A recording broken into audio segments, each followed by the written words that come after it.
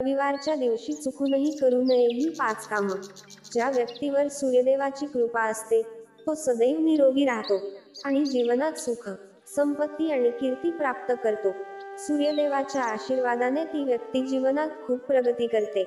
सनातन धर्मात प्रत्येक दिवस कोणत्या ना कोणत्या देवतेला समर्पित मानला गेला आहे. त्याचप्रमाणे रविवार हा ग्रहांचा राजा सूर्यदेवाला समर्पित मानला जातो.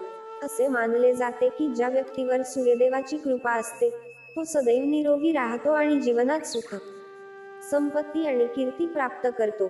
सूर्यदेवाच्या आशीर्वादाने ती व्यक्ती जीवनात खूप प्रगती करते. ज्योतिषशास्त्रात असे म्हटले आहे की लोकांनी रविवारी काही कामं करू नये. असे न केल्याने कुटुंबात संकटाचा काळ सुरू होतो आणि घरात गरिबी येऊ लागते.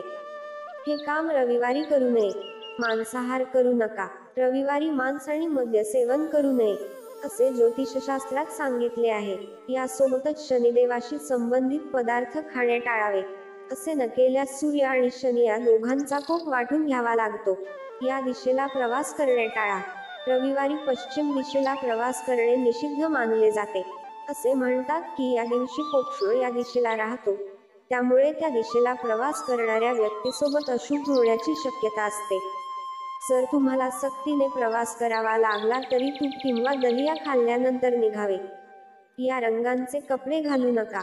असे मानले जाते की रविवारी काळे, निळे किंवा तपकिरी रंगाचे कपडे घालू नयेत. या रंगांचे कपडे परिधान केल्याने नकारात्मक ऊर्जा आकर्षित होते, ज्यामुळे घरामध्ये रोग आणि गरिबी प्रवेश करते. या गोष्टी विकू नका. रविवारी सूर्यदेवाशी संबंधित कोणतीही वस्तू विकू नये असे ज्योतिषशास्त्रात सांगितले आहे. असे केल्याने कुंडलीची स्थिती कमकुवत होते आणि आयुष्यात दुर्दैवाचा प्रवेश होतो. यासोबतच रविवारी घरात तांब्याशी संबंधित वस्तू विकू नयेत. सूर्यास्तापूर्वी रात्रीचे जेवण करा. रविवारी सूर्यास्तापूर्वी अन्नग्रहण करावे असे धार्मिक अभ्यासक सांगतात.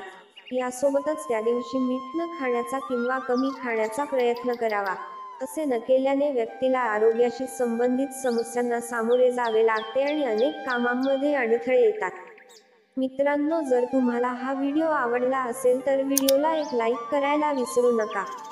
तसेच आणखी माहितीपूर्ण व्हिडिओ ऐकण्यासाठी आमच्या चॅनेलला अवश्य सबस्क्राईब करा.